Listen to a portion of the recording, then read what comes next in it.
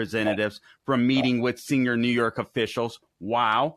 Arranging for visiting Chinese government delegations to meet with state officials, attempting to arrange a trip to China by a senior New York politician, and proving unauthorized invitation letters to facilitate travel by PRC government officials into the United States. So here this lady is literally working in New York City, working against Taiwan and bringing Chinese officials in front of our representatives rather than our allies. That scares the crud out of me.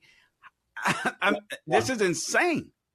Well, it is, and you can very well know that, and people should know that this is happening in government offices, in state government offices, as well as local municipalities, cities around the United States, every single day, where you have these people who burrowed into our system, working on behalf of the Chinese Communist Party, inviting people over from China.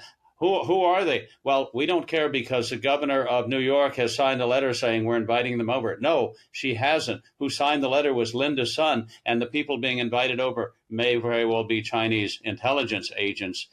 So she was a conduit for Chinese intelligence agents to come over to the U.S. And I'm very tired of hearing about Russia. Yeah, we heard about $10 million from Russia. I will tell you, Carl, that China spends billions and billions of dollars on its information warfare, on its United Front organizations in the United States that it sets up to promote American politicians being elected into office, who would then in turn promote the interest of the Chinese Communist Party. This is massive. It is ongoing, and it is a deadly threat to the United States of America. Okay, so now Jake Sullivan had a recent visit to China to try to cool relations. He was able to meet with, and now I forget the gentleman that he didn't meet with Xi Jinping, but apparently the gentleman that's overseeing the military, and the name escapes me. And for some reason, just when I needed it, my computer is acting up here. But nonetheless, Jake Sullivan makes a trip to China. Do you think that did any good? What impact is that going to have on American relations with China? Do you think the Biden-Harris administration, in the short time, Lord willing, they have left in the White House, will be able to stop China's initiative to take over the world? No, I don't think. I think Jake Sullivan remembers the last time he was out of office, before he came into the Biden administration. He was receiving a salary from Penn State University, which got $100 million from a generous Chinese donor to fund Biden's visiting professorship and the Biden Center at Penn State. So, no, I think Jake Sullivan knows very well who his past paymasters have been. And I think Jake and the other guys in the White House are the same people who, every time Biden is asked about Taiwan, he says, oh, yeah, we would defend Taiwan if it's attacked. And it's a free market democracy, he says. And then someone in the White House walks it back and says, oh, no, that's not our policy. Our policy is strategic ambiguity. What is that? It means we're not going to tell you what we do. If China invades Taiwan, we might defend Taiwan, but we might not defend Taiwan. It's called strategic ambiguity. It's one of those genius ideas that is not really very bright. It's called pure stupidity. And apparently he met with General Zhang.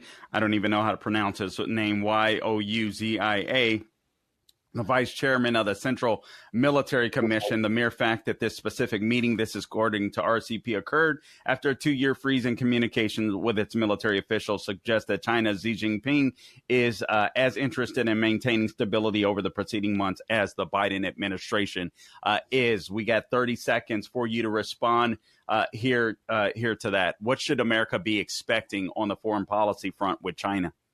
Well, Jake Sullivan met with General Chang, and General Chang chewed him out. And Jake Sullivan did nothing but sort of stand there like a 6-year-old boy in kindergarten, taking abuse, because basically the military-to-military exchanges with China are just a way for the Chinese military to collect information about our military activities. I don't think they serve any useful purpose.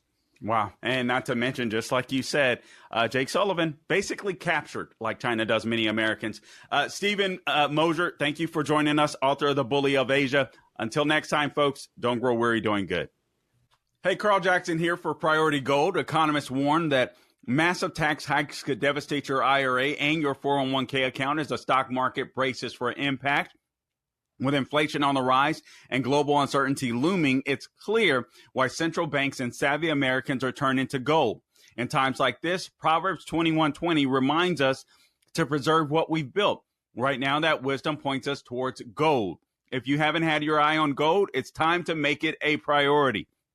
I'm Carl Jackson, and I'm urging you to call my friends at Priority Gold to find out how they can help you diversify your savings with physical gold and silver.